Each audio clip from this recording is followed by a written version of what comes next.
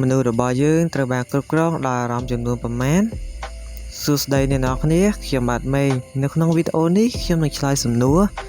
ដែលខ្ញុំបានសួរនៅខាងដើមវីដេអូនេះតែម្ដងឲ្យអ្នកគ្នាបានដឹងនិងបានយល់អ្នកគ្នាដូច្នេះកុំឲ្យខាតពីវេលាយូរតោះយើងទៅតាមដានវីដេអូរបស់យើងជាមួយនឹងខ្ញុំទាំងអស់គ្នាមនុស្សរបស់យើងត្រូវបានគ្រប់គ្រងដោយអារម្មណ៍ចំនួន2ដែលអារម្មណ៍ទី1គេឲ្យឈ្មោះថាភាពភ័យខ្លាចភាពភ័យខ្លាចនេះគឺជាអារម្មណ៍ធម្មជាតិរបស់មនុស្សដែលមកកើតឡើងដើម្បីការពារខ្លួនពីគ្រោះថ្នាក់នឹងឯងភ័យខ្លាចនឹងអាចជាអត្តពលដល់សេចក្តីសម្រេចចិត្តរបស់យើងឲ្យខ្វះភាពជឿជាក់លើខ្លួនឯងចឹងទៅបើមនុស្សយើងភ័យខ្លាចខ្លាំងពេកអាចនឹងបាត់បង់ឱកាសសំខាន់ៗនៅក្នុងជីវិតផងដែរដូចជាសារបងនៅរឿងថ្មីចឹងទៅភាពភ័យខ្លាចនេះកើតឡើងពីបទពិសោធន៍ពីអតីតកាលការអប់រំនិងបរិយាកាសដែលយើងធ្លាប់ជួបប្រទះនឹងឯងភាពភ័យខ្លាចនឹងក៏អាចធ្វើឲ្យមនុស្សយើងមិនហ៊ានប្រឈមមុខនឹងបញ្ហាទោះបីជាអាចដោះស្រាយបានក៏ដោយក៏មិនហ៊ានដែរ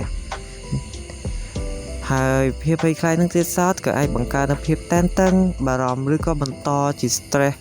ដែលប៉ះពាល់ដល់សុខភាពផ្លូវកាយនិងផ្លូវចិត្តចឹងទៅ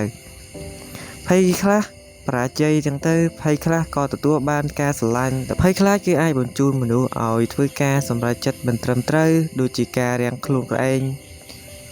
ធ្វើឲ្យយើងគិតមិនបានវែងឆ្ងាយទៅជាការឆក់គេចឹងទៅឆក់លុយណាគ្នាឬក៏ការបង្ហាញអាកប្បកិរិយាខុសប្រក្រតីចឹងទៅហើយចំពោះភាពភ័យខ្លាចនេះផងដែរគឺវាអាចនាំនៅក្តីវិនាសអាចធ្វើឲ្យមនុស្សយើងស្ទាក់ស្ទើរមិនមានការរីកចម្រើនចឹងទៅភាពភ័យខ្លាចគឺការភ័យសង្គមធ្វើឲ្យមនុស្សខ្លះមិនហ៊ាននិយាយក្នុងក្រុមឬក៏មិនហ៊ានបង្ហាញទេពកោសល្យរបស់ខ្លួនដឹងថាខ្លួនមានទេពកោសល្យដែរប៉ុន្តែដោយសារតែភាពខ្លាចទាំងពេកហ្នឹងក៏មិនហ៊ានបង្ហាញនូវសមត្ថភាពរបស់ខ្លួនអញ្ចឹងទៅភាពភ័យខ្លាចហ្នឹងក៏អាចមានគុណសម្បត្តិដោយសារតែយើងអាចជួយឲ្យយើងប្រុងប្រយ័ត្ននិងមិនធ្វើអ្វីដែលហ៊ានពេកអញ្ចឹងទៅមនុស្សទាំងឡាយច្រើនតែប្រើភ័យ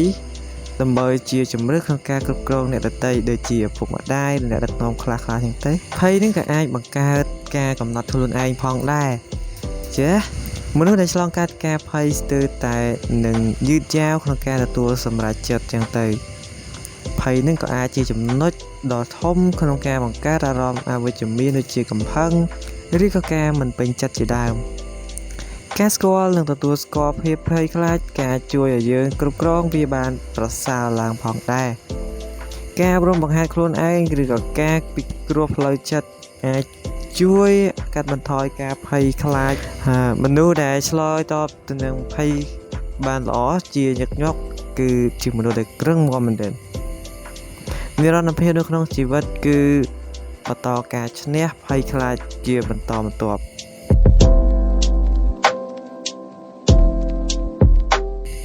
យើងមកដល់ចំណុចទី2ភាពលោភលន់ម្ដងអញ្ចឹងបន្ទាប់ពីភាពភ័យខ្លាចគឺភាពលោភលន់នឹងឯងភាពលោភលន់នេះគឺជាអារម្មណ៍ដែលចង់បានចង់កាន់កាប់ចង់បន្ទប់គេចង់คลายទៅជាអ្វីដែលលើសពីតម្រូវការពិតចឹងទៅវាគឺជាថាមពលបង្កើនការរីកចម្រើនប៉ុន្តែក៏អាចបង្កឲ្យបាត់បង់សុខសាន្តផ្លូវចិត្តផងដែរណែអញ្ចឹងភាពលោភលន់ជំរុញឲ្យមនុស្សដើម្បីប្រឹងប្រែងការងារខ្លាំងនិងស្វែងរកភាពជោគជ័យប៉ុន្តែបើលើកម្រិតវានាំឲ្យមានការចំនួនការប្រកួតប្រជែងអវិជ្ជមាននិងការខូចទំនាក់ទំនងភាពលោភលន់នឹងកើតឡើងពីការប្រៀបធៀបខ្លួនឯងជាមួយនឹងអ្នកដទៃនឹងណាពេលមនុស្សមើលថាអ្នកដទៃល្អជាងខ្លួនគាត់ចាប់ផ្ដើមស្វែងរកច្រើនជាងតម្រូវការភាពលោភលន់អាចបង្កើតនូវភាពអត់ពេញចិត្តជាបន្តបន្ទាប់ទោះបានរួចក៏ដោយក៏នៅតែចង់បានអ្វីដែលថ្មីទៀតដែរហើយវាក៏អាចជាកត្តាចម្បងនៃការទិញច្រើនពេកការប្រើប្រាស់មិនខ្ជះខ្ជាយនិងសង្គ្រាមចឹងទៅមនុស្សលោភលន់ខ្លាំងអាចបំភ្លេចនៅតម្លៃក្នុងជីវិតដូចជាសេចក្តីស្រឡាញ់សុខសាន្តនិងគ្រួសារចឹងទៅភាពលោភលន់ធ្វើឲ្យមនុស្សមិនមើលឃើញការពេញចិត្តជាមួយនឹងអ្វីដែលមានស្រាប់ចឹងទៅហើយវាអាចនាំឲ្យមនុស្សប្រើវិជ្ជាឬក៏យុទ្ធសាស្ត្រខុសច្បាប់ក្នុងការទទួលបានអ្វីដែលគេចង់បានភាពលោភលន់គឺជាញឹកញាប់ពាក់ព័ន្ធទៅនឹងអំណាចទ្រព្យសម្បត្តិនិងកិត្តិយសវាគ្រប់គ្រងមនុស្សជាច្រើន ឲ្យធ្វើការក្នុងសភាពចង្អៀតដោយគិតតែត្រូវបានច្រើនជាងអ្នកដទៃគឺមិនឲ្យនៅក្រោមអ្នកដទៃតែហ្មងអ្នកដទៃគេបានមួយភាពលោភលន់រឿងគឺចង់បានពីរនេះហើយគឺជាភាពលោភលន់សង្គមសពថ្ងៃក៏ជួយបង្កើនភាពលោភលន់តាមរយៈព័ត៌មានសម្លេងផ្សព្វផ្សាយនិងបច្ចេកវិទ្យា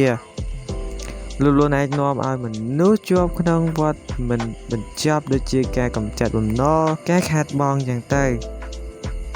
ប៉ុន្តែបើគ្រប់គ្រងវាត្រូវតែត្រួតពិនិត្យវាអាចក្លាយទៅជាមូលហេតុនៃការឡើងដល់ជោគជ័យជាដើមក៏អាចថាបានដែរណាមនុស្សឆ្លាតស្គាល់ថាលោភលន់មានសព្វល្អប៉ុន្តែត្រូវដាក់ព្រំដែនឲ្យបានត្រឹមត្រូវការស្វែងរកតុល្យភាពរវាងត្រូវបាននិងត្រូវតែគ្រប់គ្រងខ្លួនឯងគឺជាចំណុចសំខាន់មនុស្សដែលជោគជ័យពិតប្រាកដគឺអ្នកដែលគ្រប់គ្រងចិត្តខ្លួនឯងមិនមែនគ្រាន់តែគ្រប់គ្រងអ្វីដែលខ្លួនឯងមានទេដើម្បីរស់នៅក្នុងជីវិតមានន័យត្រូវតែបង្រៀនខ្លួនឯងឲ្យពេញចិត្តនិងមិនឲ្យចង់បានជានិច្ចនេះគេហៅថាបញ្ជាចិត្តនឹងឯងដូច្នេះខ្ញុំសរុបសេចក្តីទៅជីវិតរបស់យើងនឹងគឺត្រូវបានគ្រប់គ្រងដោយអារម្មណ៍ចំនួន2អារម្មណ៍ទី1គឺជាភាពភ័យខ្លាចដែលភាសាអង់គ្លេស fear ហើយចំពោះចំណុចទី2ឬក៏អារម្មណ៍ទី2គឺភាពលោភលន់គេហៅ greed ហើយចំពោះទស្សនៈដែលថាជីវិតរបស់មនុស្សត្រូវបានគ្រប់គ្រងដោយអារម្មណ៍ចំនួន2ភាពភ័យខ្លាច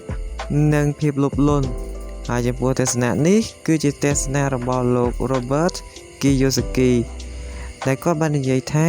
People's lives are forever controlled